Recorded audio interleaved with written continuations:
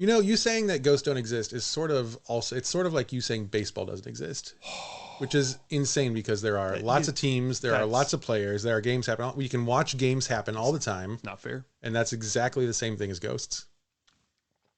You're leading me somewhere. Why do you, so just tell me why you think baseball is fake.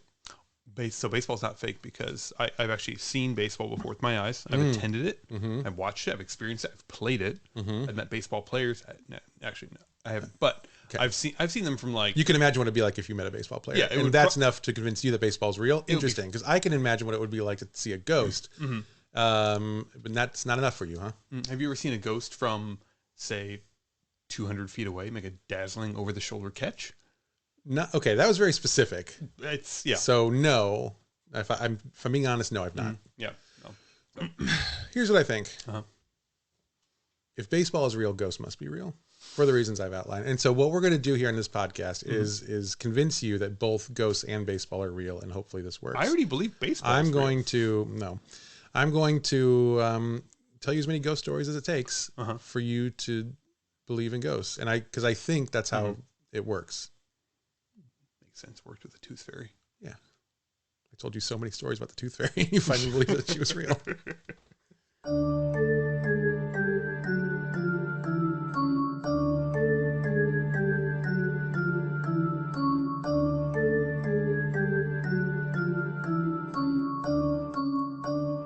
Okay, so here is the plan for today. Okay, I am going to tell you a ghost story. Okay, this is a true story. Okay, true ghost story. From true ghost story from real history. Whatever. Okay. Yeah, sure. Ever heard of it? Ever heard of history? I have. This is a ghost story from that. Okay. Okay. It's a historical ghost story. It's a historical, and this particular ghost story has historical documents backing it up. Really? Do you have those? Well, the internet has those. So this story comes from the internet, which is it's how you know it's real. Yeah. Okay. That's fair. That's fair. All true things are on the internet. Not everything on the internet is true, but all true things are on the internet. So it's kind of yeah. Okay. Also, do you trust journalists? Do you believe in the institution of journalism? Like real journalism, not like, Yeah. Like ghost journalists. Well, yes. The way that you said that makes me think that maybe you don't. You don't have a lot of stock in that? No, I believe. No, not ghost journalists, but so this story, just so everyone knows, this is a true story, and you know it's true because it was printed in a newspaper. Ever heard of one of those? But we said the internet was the real place. Yeah, the internet. But this is so before the internet was in existence. Newspapers were like paper internet.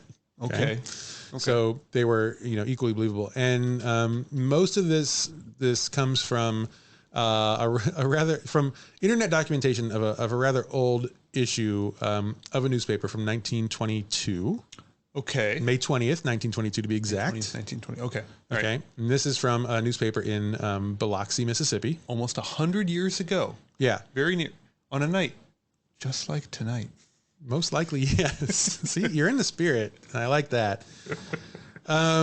And in the 1922 column, it wasn't an article to be fair, it was a column. A story was related, so it's in historical record from a newspaper, from a professional. Stories, and the story itself happened about 100 years earlier. Okay, so all right, so it's not a first-hand account.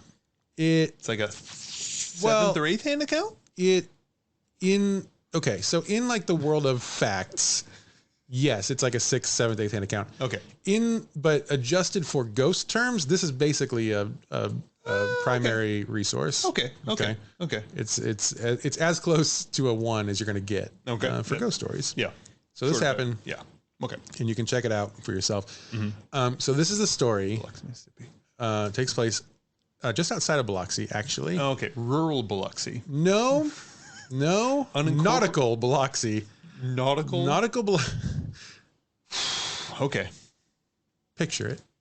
I am off the coast of Biloxi. You ever been to Biloxi? I have. There's a lot of. Have you? There's a lot of paper mills there. So in 1922. So it's like The Office, but it is in real life. Except yeah, it's very nice.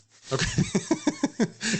It's on the coast, right? Yes. Okay. So see, I mean, the internet's already leading. Yeah, that's where all the paper mills dump all of the shit. Oh, makes sense. Good.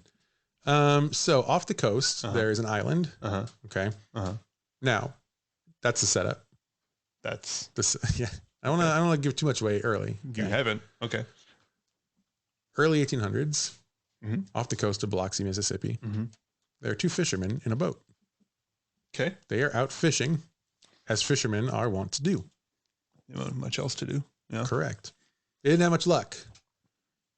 Can't go home empty-handed, right? You're a fisherman in the early 1800s. Empty-netted? Empty-netted, sure. Can't go home empty-netted. Right. So you can't go home, period, basically. So what you're going to do, if you were a fisherman in the early 1800s that has not caught any fish, you're going to find the island and camp there. Okay. Right? Yeah, it makes sense. The next day, you'll go back out again. Yeah. Get more fish. Yeah. When you come home, then your wife isn't like, where are all the fish? When you come home, the wife is like, look at all those fish you caught. Yeah. You're a day late, but boy, it's great fish. Yeah. Right?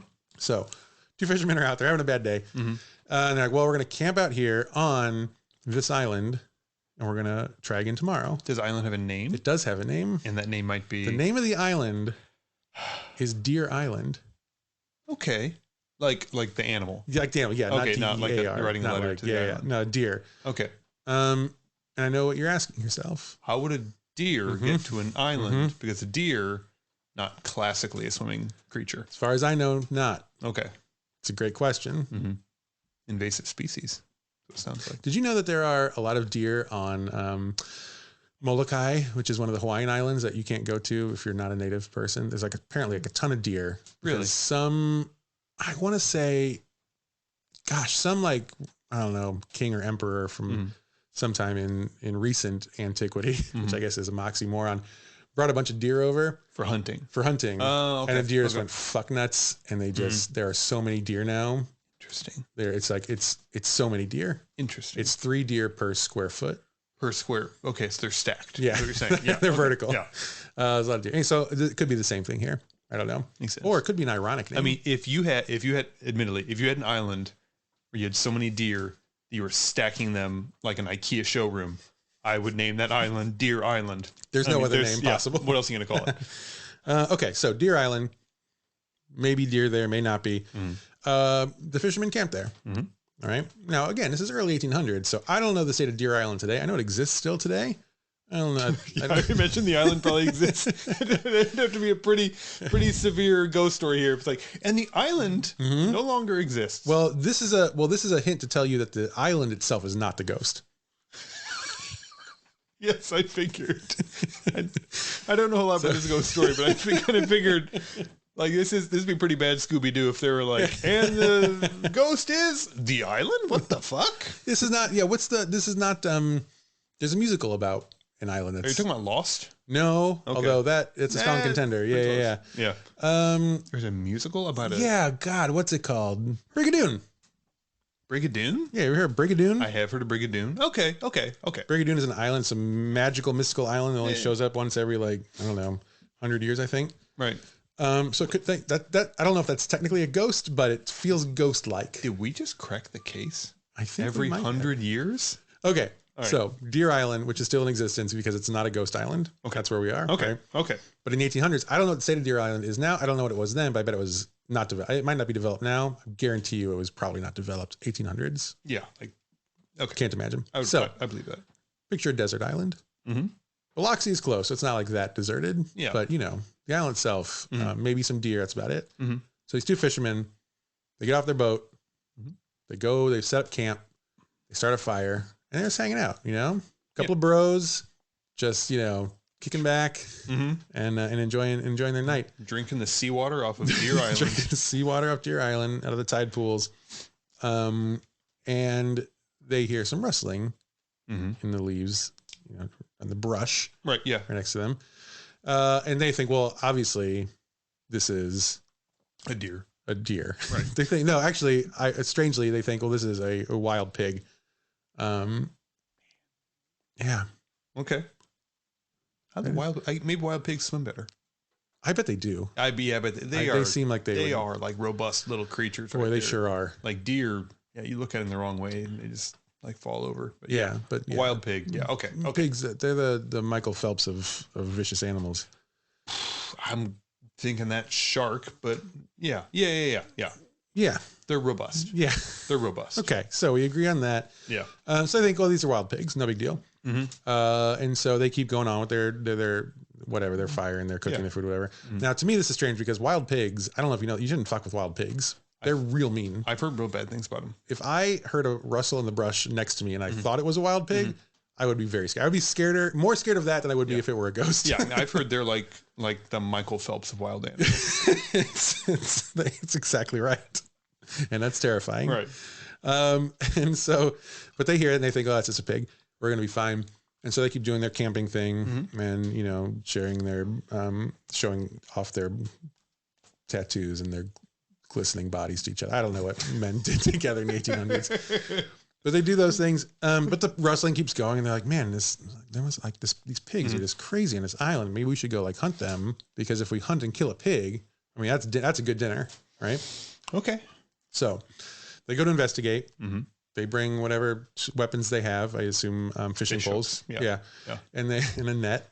And they go to investigate. And they get really close to the brush, and it's dark. You know, it's nighttime. They've been drinking seawater. They've been drinking seawater, so they're out of their minds. They are just raving. They are so dehydrated. And they get close to the brush, and they peer into the brush, and up from the brush stands not a pig, but a skeleton. Okay. Ghost with no head. I mean, okay. Okay. All right. Skeleton. So a headless skeleton stands up. Yeah, a body. Yeah. But they know it's not a skeleton, because a skeleton you can look at and it looks like bones. This was a ghost skeleton. This is a ghost. Okay. It was. I don't know. Was this the ghost? I know what you're thinking. Was this a ghost of a skeleton or a skeleton of a ghost? I don't know the answer to that. Yeah. Okay. Yeah. It's an ethereal skeleton. It is, but yeah, it's an ethereal skeleton. What happened to the rest of it? I don't know. They don't. That's not in the newspaper. That didn't make it. Yeah. So I'm not going to speculate here because we're working on facts. So they get there, and a headless skeleton ghost stands up. Now I want you to put yourself in this scenario, because that's terrifying. Oh yeah. Right. I'm spooked. Yeah. So these men, they are spooked, and they start screaming, and they kind of stumble back and fall backward. And the skeleton ghost sees that, despite having no eyes, and how would he? He's into it. So he's like, this is my time. And he goes forward, and he runs toward these two fishermen, and the fishermen see this headless skeleton ghost running at them, and they go bug fuck. Right. Yeah. You know, as I assume anyone would. Yeah. And they run away, and the skeleton chases them across the island. They run to their boat. You get in the boat. They sail away with the skeleton chasing them. Skeleton apparently cannot swim, which is lucky for them. They get away in the boat. Okay. Back to Biloxi. Fair enough. Okay. The next day, they wake up. They're in the boat, or they're in Biloxi at this point. Ooh, maybe they're in a boat in Biloxi. They probably like sailed the boat onto the shore of Biloxi, but you're not going to leave the boat because. Okay. All right. Fair enough. Yeah.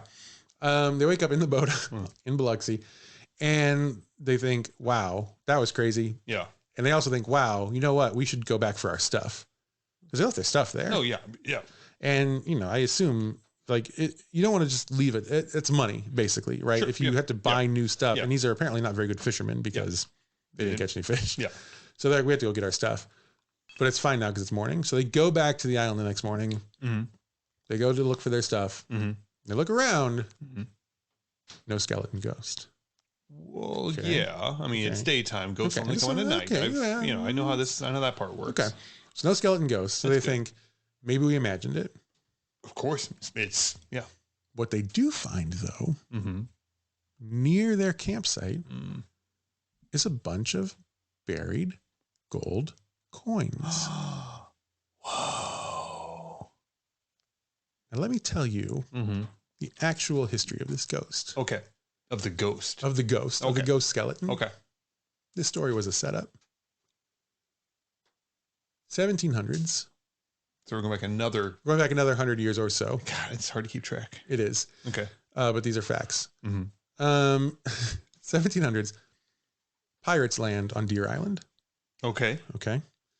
No one ever thought to give it a cooler name. Like, pirates are there. Oh, they had to have named it something different. I'm sure Deer Island was like some bureaucrats like, let's call it Deer Island. Yeah. After my friend. It was Dick almost Deer. Yeah. It was almost certainly named after like an indigenous person or tribe. And they were like, you know what's better than that? Deer Island. So 1700s pirates land because, the famous like Mississippi Delta pirates, Sure. That's probably where they mostly ended up. Not all pirates were good at directions. So not all of them could go to the Caribbean. Some of them just sailed until they found land. Exactly, which I don't fault them for at all. And a lot of them died. Yes. And one of the pieces of land that some of them sailed to is Deer Island. So pirates dock at Deer Island. They get off the ship and they're having a good pirate time. It's like Fire Festival. Ooh. That's worse, right? I mean, yeah, food wise, yes. But they had lots of bread, white bread. They had lots of craft singles and they loved it. And they just went crazy and they just like were drinking and they were doing, funny skits probably. And, all that stuff. The pirates are everything you do at camp. Yeah. Dances and things that pirates do at camp. And so, one of the things that they were there and they were loving it and they were like, okay, we should stay on the move. We should go pillage and do the things we do. But we have all this treasure from our past pillaging. We should bury it here to keep it safe. Buried pirate treasure. Classic. Right. We're going to put it here. So we can come back and get it when we need to. Right. Yep. So they bury their treasure, and the pirate captain says, y'all did a good job. Bury that treasure so well. Can't see any of it. It's all under the ground. You guys put sand on top of all of the coins. Yeah. All the coins. Guys. You did so well. I'm really proud of you guys. We really did something here. And you guys marked where it was, right? Yes. Well, it's funny you say that. So they didn't necessarily need to because instead the captain said, I would like one volunteer to guard this treasure. Okay. Now, pirates were like the rest of us. They loved interns because you didn't have to pay them anything. Sure. And they just did all the worst jobs, right? And interns were also like all the rest of us who, when we are an intern, you want to like prove yourself, right? Okay. So you can, get a real job as in this case, a pirate. Yeah. So there was a new guy on the crew who was not very well respected and he wanted to impress the captain. And he said, I'll do it. I'll take this very important work of guarding our treasure. I'll guard it and no one will steal it. He says, so I volunteer as tribute. And the pirate captain said, awesome. Takes out a sword, cuts off the guy's head. Ooh. And guy's dead body falls on top of the treasure. That's like one of those SpaceX internships. Yeah, exactly. Elon, man. You never know. You never know what he's going to do. And all the other pirates are like, oh shit, that was surprise. I'm so glad I did not volunteer. Yeah, I'm so glad. But the point is, it's fine to guard, the treasure until you die. But once you die, anyone could just come and steal the treasure because there's no one guarding it. Right. But if you get murdered, you're going to be a ghost. And your ghost can guard the treasure for all time. Oh, okay. Oh, so the pirate captain is like...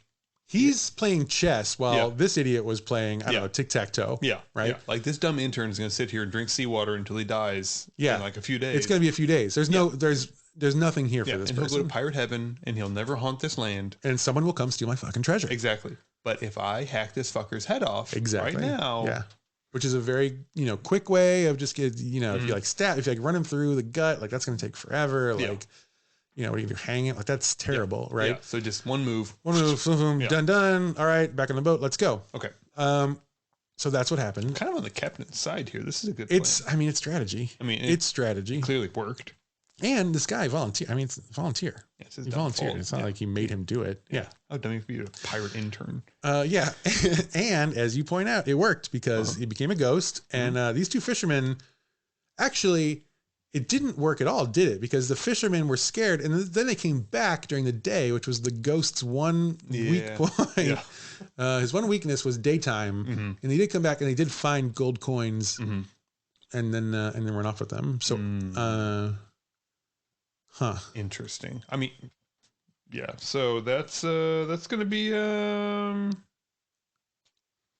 going to be pretty hard to explain to the captain. You better hope that the captain's also not a ghost. He's got to be, right? Like how many pirates lived out their natural lives? I can't imagine many. Yeah, I think they all kind of got run through at some point or another. It's going to be awkward when they get back together. Yeah. Okay. So, all right. Okay. So they find the gold. Right. These guys become like filthy rich at this point? I think it was only actually like 4 coins. Okay, so these are bad pirates, and this intern like gave his life for nothing. Yeah. The good news is the fishermen Didn't have to get any fish that day because they got came back with like 1 coin. Yeah. That's enough for a day. Sure. So like they got to kick back for another day. Mm-hmm. So it's like a paid day off, you know? Okay. That's nice. Okay. It's nice to have a paid day off. So, mm-hmm.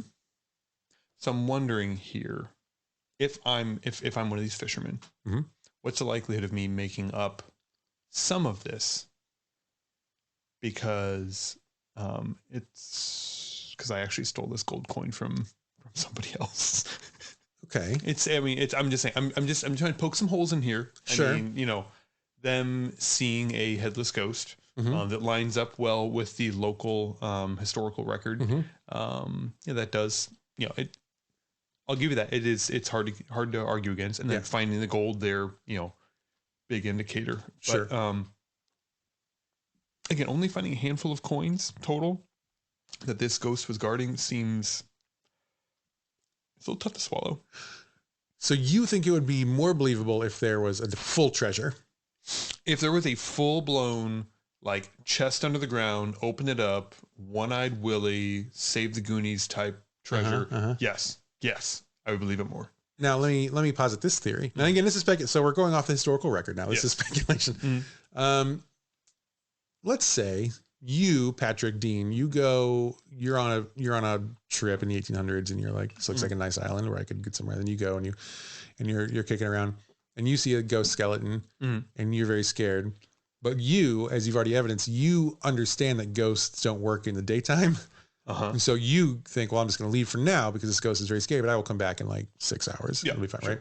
You go back, and because you think maybe there's a chance this ghost is guarding something. So you go back in the morning, you've got the entire day to look. Okay. So you look around, you dig around, you just spend 9 hours looking, you find a big chest full of treasure. Right. Yep. You unearth it, you pick it up, you drag it to your boat, but it's really heavy, right? Oh yeah. And there are probably some bumps in the road. It's not a road, it's a beach, right? It's undeveloped land. Yeah. And I brought a John boat with me. Yeah. It's not some idiot. So you weren't ready for this. Yeah. So you're hitting these bumps, and the treasure chest is going boom, boom, boom, boom, right? Some coins are going to fall out. Okay. So in this scenario, you have taken the treasure. That's yours now. Okay. What is left behind are 4 coins that have fallen out of the treasure chest while you are maneuvering it to your boat. Yeah. 2 weeks later, these 2 idiots come by. Similar thing happens, but they only find 4 coins. I see. And at this point, the ghost is so embarrassed by all of this. Yeah, he's like, I'm just going to pretend like I'm a pig, and hopefully they will just leave here and leave me alone, because pigs are super dangerous. Because I only have 4 coins left, and I'm not sure what happens when you take these 4 coins. So that's the story of the ghost of Deer Island. Now, you can still go to Deer Island. You can search for this ghost yourself. There's one additional detail I forgot to mention. Oh, really? Okay. Or did I forget? And has this been a setup? A second setup. A little coda. This area of the space off of Biloxi, the Gulf? The Gulf, I guess. Sure. Is known for a second mysterious ghost. Oh. A floating green ball of light is often seen out on the water, not on the island, out over the water, going back and forth over the top of the water. Now, no one knows what this mysterious green ball of light is. Okay. Plenty of people are documented as having seen it. I would posit the green ball of light, this is the head of the ghost. Bobbing out along the water for all eternity. Showing up sometimes. Just floating around. Back and forth on the ocean. Now, I will say, of all my research, I have not found anyone else connecting the two in this way, but to me, it seems rather obvious. So I feel comfortable sharing it here. Okay. Obviously less believable than the other one, but incorrect. Go on. Okay, so is the green orb thing, is that just seen around Deer Island, or is this just seen everywhere in the Gulf? It's near Deer Island. It's in this it's near. Well, no, it's you could visible from Biloxi. Okay. And Deer Island. Okay. Yes. Okay. Interesting. Yes. It just kind of bobs on the waves. Okay. Yeah. Fair enough. All right. So we got two pretty shaky stories, I would say, but they're happening in the same type of area. They're not shaky. They're newspaper. And, right. And I will say too, I was wrong. It's not green fire. It's blue fire. And it's called, now I'm looking at my notes like I should have been doing the whole time. Yeah. Ghost of Blue Fire, sometimes called the Firewater Ghost, which is a pretty good name for a ghost. Yeah. It's better than the Ghost of Deer Island. Yeah. So this story was, according to Mr. Tony, who was the columnist who wrote up this story. This was a common story among early fishermen. They saw, quote, this is a quote, is a direct quote from Mr. Tony, who had a real name, but that was what he went by. A mystic object that moved along the water in the shape of a ball of fire. In the days before electricity, some people called it the, quote, mysterious lantern. You know what it could be? Could be also the pirate captain ghost with a lantern looking for this stupid motherfucker who just let the treasure get stolen. So what could have happened? So, okay, this, okay, now it's starting to come together a little bit. Yeah. So he cuts his intern's head off, right? Sure. And then he leaves, presumably. Everyone else in the crew is terrified, right? But he thinks, well, my treasure is saved. My crew fears me appropriately now. And he doesn't get very far away from Deer Island before the crew starts to voice their displeasure and say, you know what? I liked Tim. Now that we had a chance to think about it, Tim the intern was pretty nice. Tim was really cool. He was from Lawrence, Kansas. We'd never met anyone from Lawrence, Kansas before. He had all kinds of neat stories. I feel like I barely got to know Tim. And he introduced me to corn. Yep, exactly. And you chopped his head off unceremoniously, you know. And the captain said, well, I went to Mizzou and I don't like people from Lawrence, Kansas. So he had it coming. And so either they mutiny him, you know, which, you know, totally within their right. Oh, happens all the time. Yep. Or maybe they just you know, slowly, you know, flee ship. You know, every port, you know, one or two more guys leaves until Captain kind of realizes the error of his ways. You know, they're famous for changes of heart, I think. I mean, I've seen enough pirate montages to notice how that works out. Yeah. So I could see the captain maybe, you know, searching the Gulf for his, for his humanity. Oh, wow. Yeah, I think I think you nailed it. Yeah. So, but you know, my story sounds stupid in comparison.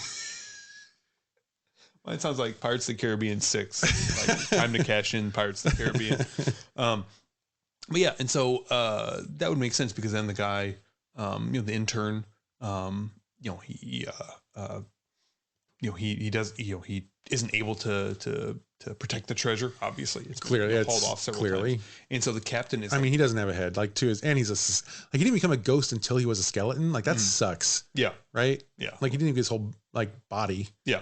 Like you're gonna live forever, but minus the head and the flesh. And everything else. Yeah. Just bones creaking around. So in his defense, raw deal. Yeah, exactly. Okay. And so maybe the captain is like kind of searching around, like, where is, you know, my guy? Yeah, I'm gonna go back. I want to apologize. Yeah, I'm gonna go back. I'm gonna let him know from the bottom of my heart, I'm sorry for cutting your head off. Okay. And you know, to this day, maybe he continues to do that, or maybe not. Maybe like now that we have cameras and shit, they don't see it anymore. I don't know. Well, okay, so I detect a bit of skepticism, I guess. Laying on pretty thick. Here's what I'll tell you. So in this newspaper article, Mr. Tony added that there was, at the time of the writing, 1922, there was one Biloxian who remembered seeing with his own eyes the firewater ghost. One Biloxian. I mean, just the one. Yeah, most people from the 1800s were not still alive in 1922. Most of them had died. Most of them had died in the previous 22 years. Well, some of them who were alive in the 1800s were born in 1800 or 1801. Some had, yes. And those were all dead. Well, yeah, clearly, obviously. So the majority of people who were alive in 1800s, come on, be serious. So one person remembered. And also, this is 1922. You have to remember, you're thinking with a 2022 brain. Like I am. You are in 1922, the entire population of this country was 700 people. Yeah.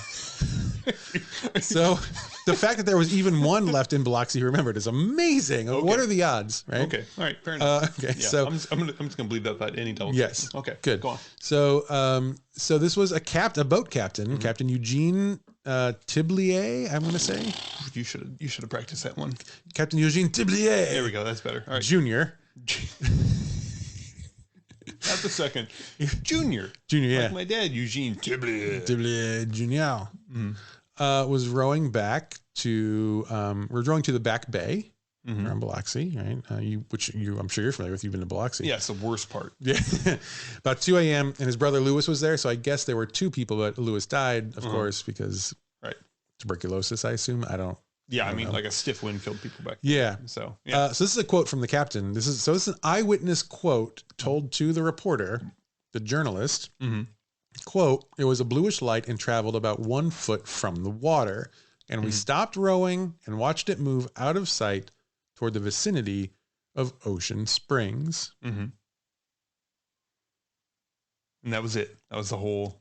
That's all that. Okay. That Mr. Tony felt compelled to share with us. Yeah. I'm sure the interview went on for probably days. If I had a story like that, I would tell everyone who could listen, like as long as they would listen. Like tease out every single detail. Yeah. Because I would need that attention, because why else would I be telling this story to anyone? So now I don't feel as convinced that it's the pirate captain searching, because like, why would the pirate captain search so close to the water? It seems like you'd get wet. It also seems like he would know that water is not island. Right. Yeah. Right. I mean, is he really looking for the island? How bad of a pirate captain is this guy? He's like, the island, it's somewhere around here. Maybe would that lend credibility to the mutiny thing? Maybe they're like, this is the last straw. Like, he's the worst captain. He doesn't know land from water, literally. Now he just killed the intern from Kansas. You've been holding the sextant backwards this whole fucking trip, and I'm done with it. We can't do it anymore. Yeah. You're out. Tim was it. Tim was the last straw. Tim was the straw. Yeah. So So that is the true story of the ghost of Deer Island. And you, like I said, you can go to Deer Island now, and I assume see the ghost. Unless maybe the reason we don't see it anymore is not because there are cameras. Like, what an insulting thing to say to the ghost. Maybe I wouldn't say it to the ghost. Of course you wouldn't, you coward. So now that the final 4 pieces of the treasure have been stolen, the ghost has no more purpose here on Earth. Yeah. He's been released. Okay. Straight to hell because he failed. Well, yeah, he was a pirate. He's he's not doing great now. Intern or no. And that's our story. That's our first story. Okay. Great. Super enjoyable. All right. Let's do it again. Okay. Like now. Oh. All right. Let me learn new ghost, and we'll pick this back up immediately.